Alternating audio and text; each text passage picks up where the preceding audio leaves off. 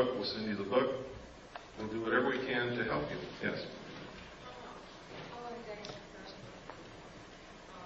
There's a lot of literature in terms of the alien the animal mutilations, Yes. the mutilations, the genetic things.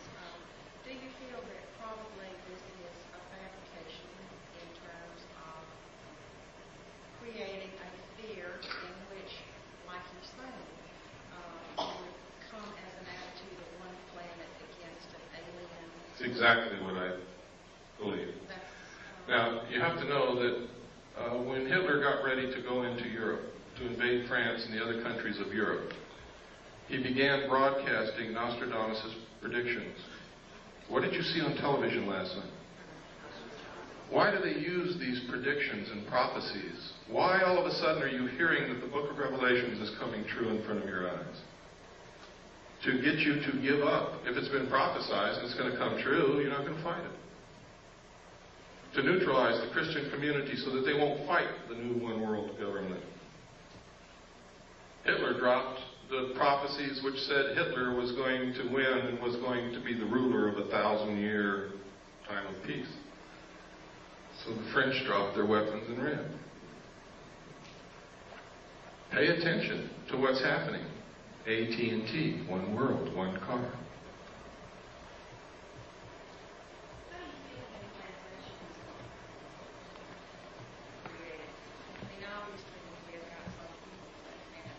Ma'am, I really don't have the answer to that question.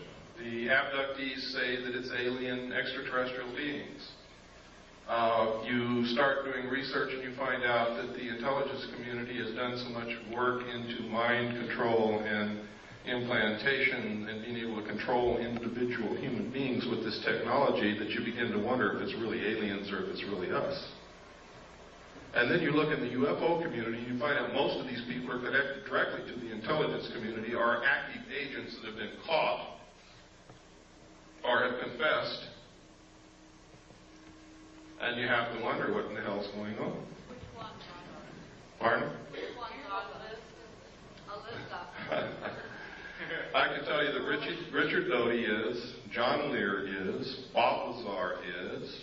You've seen evidence that Bud Hopkins is. I can tell you Whitley Strieber is, because there's no other place he could have gotten the information that he wrote in his book, Majestic, except from the same top secret documents that I saw, only he's never been in a position with a clearance to see them. He's an author. I could go on and on. Yes, sir. What about personal property? If this new war, world order will go like you suggested tonight, what about personal property, like land, home? Private property will be abolished. You will use what the state gives you. Remember I said totalitarian socialist state. In a socialist government, everything belongs to the state. Will there be any places in the world that will have that kind of situation? The question was, will there be any place in the world where they won't have that situation? Let me say this again, as George Bush. Read my lips. New world order. New world order. There's places you could go and probably escape for a time because it's not number one on their agenda, but they're going to get there sooner or later, believe me. What about changes in banking? That's coming. I foresee a cashless system where you use a card or a laser tattoo on your hand. And I'm not trying to connect this with any religious prophecy. This is what I know is coming. This is what they have planned. I've talked to bankers who already know this is coming, and they're prepared for it. They're already withdrawing $100 bills from circulation now. Next will be $50 bills. They're doing it now. The president has already said, out of the Middle East conflict will come the New World Order. And people still keep asking me, how much time do we have? There is no time. Yes, sir.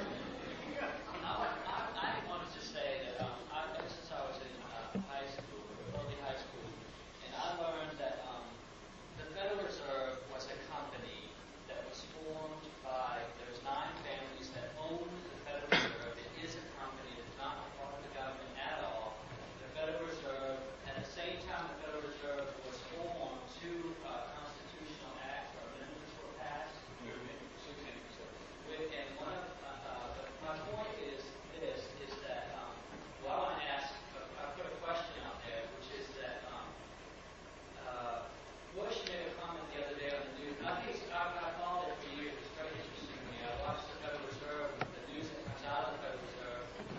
understand. I'm not trying to rush you, but could you get to the point because we're running out of time? Okay. I have 2 points. One point is that Bush made a comment that this war will not create any trouble for the banking industry, which leads me to tell that as soon as the war is over is when they're going to call the notes due and we'll go to a cashless system with a card. And my comment about that is that I don't see how people are going to, when you go to somebody and say, okay, give me your money and here's your card, this is where you are today, you're negative $500 or you're plus 2,000, whatever. The people are so attached to their monetary value in life that I find it really difficult to see American people to battle that. In other words, that in lieu of, oh, give me the card, let me be able to sell my future and give me this card, and it's okay if I can't have a card right now. You know what I mean? It's like, I see the money thing as being another piece of the picture of going towards a totalitarian type government because you're taking the money, your money is not yours. And most of A cashless system literally is slavery, and I'll tell you how that works. First, as it stands now, the money in your pocket is not your money. And you're going to go to the bank one day and they're going to say, I'm sorry, we're not taking this anymore. It is not yours. It belongs to the Federal Reserve. And you will see that on the note. the Federal Reserve notes in your pocket are actually instruments of debt. And one way that they're going to get your property away from you is you can't pay for something with the debt. So you don't own what you think you own right now anyway, legally, under the Constitution. And that's the truth. They're going to come and they're going to collapse the economy instantly. The money is not in the banks. They've been doing fractional lending, fractional banking, which means if you have $1,000 on deposit, they can loan as much as 10 times that out. That doesn't exist. They create it on the books with the stroke of a pen, which means that if all of you wanted to gather up enough cash to go pay your debts, you couldn't do it because the cash doesn't exist. If you wanted to go draw your money out of the bank, you couldn't do that either because it's not there. It's very easy for them to collapse the system. Those of us who have done the research know that the third world nations have already pledged their natural resources to the World Conservation Bank, which is going to be the new World Bank, in exchange for forgiveness of their debts, which means they're not going to pay back all those billions that we've loaned them, which means the money is not in the bank. It doesn't exist. The economy is going to be the easiest thing for them to collapse. How are they going to get you to join the new economy? They're going to say, we have a solution. You see, one of the tricks of the Illuminati is they create a problem and then they provide the solution when you beg them to. They're going to come to you and say, you have a house and we have the note on your house. If you'll accept our new economic system, we'll refinance your house and let you keep it. You also have a car. We'll do the same with your car and your furniture and your kids, because you probably owe the hospital. Okay? See, when I was a kid, it was a disgrace to be in debt. Nobody was in debt. There was no such thing as credit cards, and if you even mentioned debt, people got angry with you.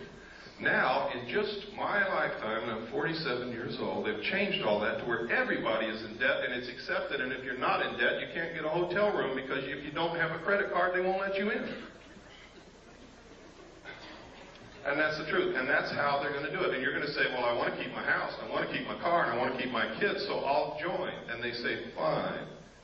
For every dollar you used to have, we're going to give you 10 cents, and we'll start all over. They're going to devalue the money at the same time and eliminate the middle class. And there will be two classes of people, the rulers and the rest of us. This has all been public knowledge for years, but people have ignored it, and they've called anybody who tried to educate them a conspiracy nut, an idiot. But you can see it coming through true right in front of your eyes.